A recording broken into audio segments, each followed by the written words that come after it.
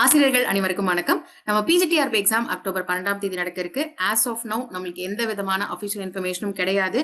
Dates change ஆயிருச்சு அப்படின்றது. So இப்போ அக்டோபர் 12 தான் நம்மளுக்கு எக்ஸாம். அதை ஃபோக்கஸ் பண்ணி தான் நம்ம வந்து படிக்கணும். இன்னைக்கு டே 63 ஆஃப் our 80 days பேட்டில். நீங்க நல்லா படிச்சுட்டு இருப்பீங்க அப்படின்னு சொல்லி நம்புறேன். So towards the last 3 weeks நீங்க கண்டிப்பா மார்க் டெஸ்ட் வந்து எழுத ஆரம்பிச்சிருக்கணும். அட்லீஸ்ட் சப்ஜெக்டோட ஃபுல் மார்க் டெஸ்ட் அல்லது முடிஞ்சா 150 கொஸ்டின்ஸ் இருக்கக்கூடிய மொத்த மார்க் டெஸ்டே வந்து எழுத ஆரம்பிச்சிருக்கணும்.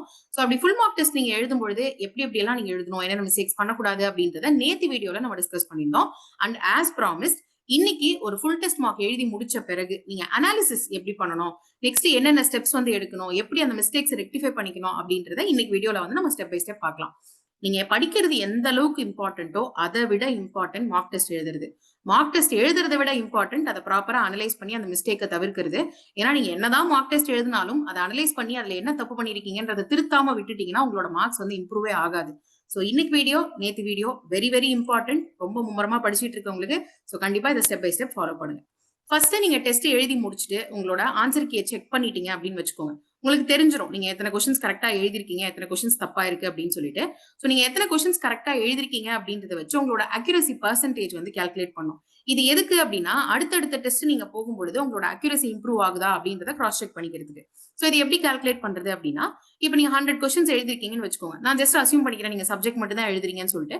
ஸோ ஒரு 100 கொஸ்டின்ஸ் இருக்கிற மாதிரி ஒரு டெஸ்ட் எழுதிருக்கீங்க. 100 கொஸ்டின் நீங்க அட்டம் பண்ணிட்டீங்க. அதுல உங்களுக்கு வந்து 80 கொஸ்டின்ஸ் கரெக்டா வந்திருக்கு அப்படின்னா 80 divided by 100 into 80 divide by 100 into 100 போடுவோம். ஸோ நம்மளுக்கு வந்து 80% அக்யூரசி வரும்.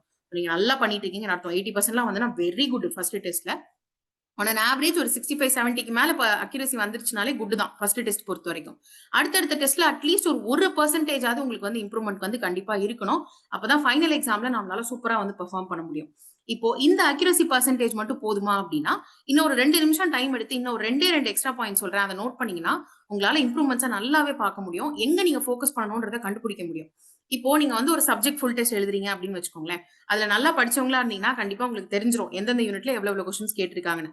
அட்லீஸ்ட் தோராயமாவது உங்களால கால்குலேட் பண்ண முடியும். ஓகே, இப்போ நம்ம பிசிக்ஸ் சப்ஜெக்ட் எடுத்தோம் அப்படின்னா மேத்தமெட்டிக்கல் பிசிக்ஸ்ல 14 கொஸ்டின்ஸ் வந்திருக்கு, சாலிட் ஸ்டேட்ல வந்து ஒரு 8 கொஸ்டின் வந்திருக்கு. இந்த மாதிரி நம்மளால 10 யூனிட்டுக்கு டிவைட் பண்ண முடியும். அப்படி 10 யூனிட்டுக்கு டிவைட் பண்ணி பாத்தீங்கன்னா எந்த யூனிட்ல நீங்க ஸ்ட்ரகிள் ஆகுறீங்க அப்படின்றத கண்டுபிடிங்க. எந்த யூனிட் கொஸ்டின்ஸ் உங்களால அட்டன் பண்ண முடியல ஒழுங்கா, இல்ல மிஸ்டேக்ஸ் நிறைய பண்ணிருக்கீங்கன்றத கண்டுபிடிங்க. கண்டுபிடிச்சிட்டாலே தெரிஞ்சிடும் பேசிக்கலி அந்த யூனிட் தான் உங்களுக்கு சரியா வரலன்னு அர்த்தம்.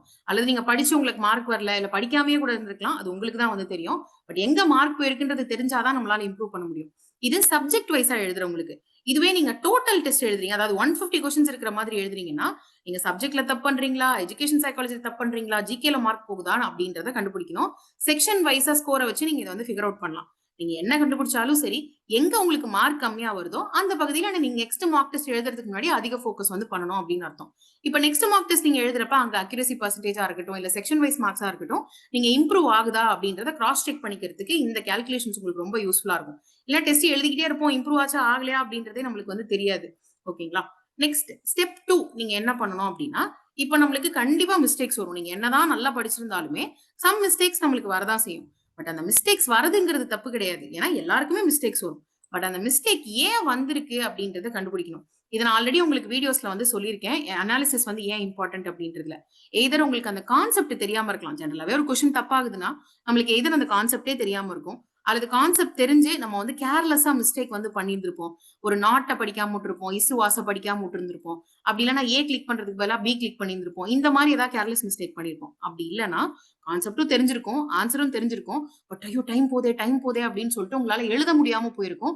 அல்லது வந்து கேர்லெஸ்ஸா இன்னொரு பக்கம் கை வச்சிருவீங்க, டைமோட ப்ரெஷர் வந்து இருக்கிறதுனால. சோ நீங்க ஜென்ரலா என்ன டைப் ஆஃப் மிஸ்டேக்ஸ் வந்து பண்ணுவீங்க அப்படின்றத கண்டுபிடிங்க.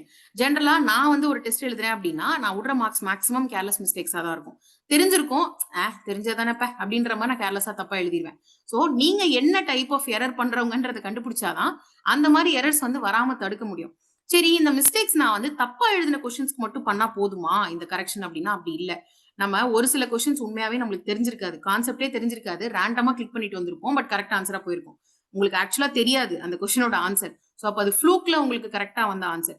ஃப்ளூக்ல கரெக்டா வந்த ஆன்சர்ஸையும் கேட்டகரைஸ் பண்ணணும். ஏன்னா உங்களுக்கு தெரியல, பை லக் புடிச்சிட்டீங்க. சோ நீங்க என்ன டைப் ஆஃப் மிஸ்டேக் அங்க பண்ணிருக்கீங்கன்னா மோஸ்ட்லி கான்செப்சுவலா தான் இருக்கும். ஃப்ளூக்ல கரெக்டா ஆன்சர் வந்திருக்கு அப்படின்னா.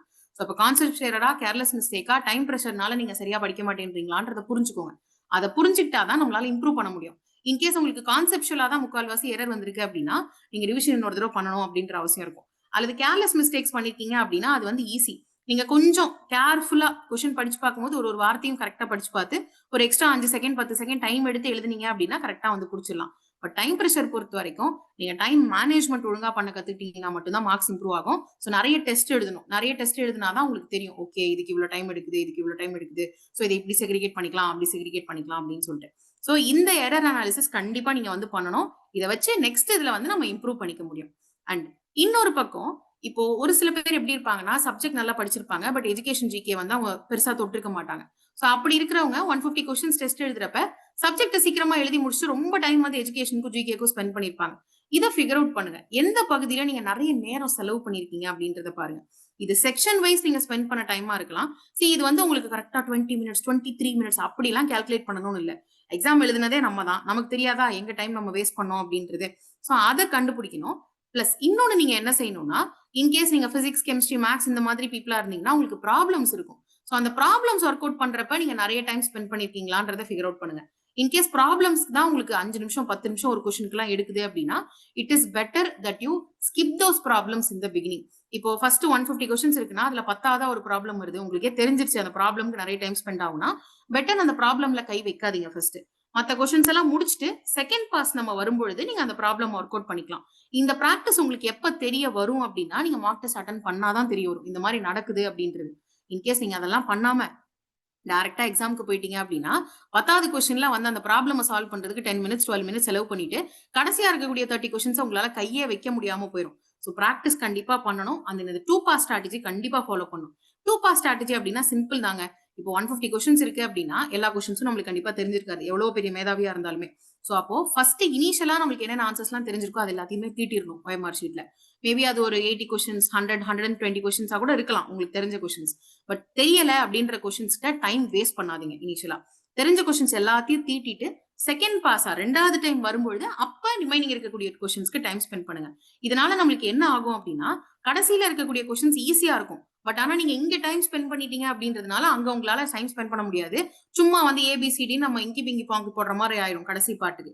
சோ அப்போ 2 பாஸ் ஸ்ட்ராட்டஜி கண்டிப்பா நீங்க ஃபாலோ பண்ணும். ஃபர்ஸ்ட் டெஸ்ட்ல உங்களுக்கு அது இமீடியட்டா வருமா அப்படின்னா இமீடியட்டா வராது, கொஞ்சம் டைம் எடுக்கும். பட் ஆனா இதை கண்டுபிடிச்சிட்டீங்க இப்படிதான் நீங்க டைம் லூஸ் பண்றீங்க உங்களுக்கு மார்க் வர மாட்டேன்றது கண்டுபிடிச்சிட்டீங்கன்னா உங்களுக்கே தெரிஞ்சிடும்.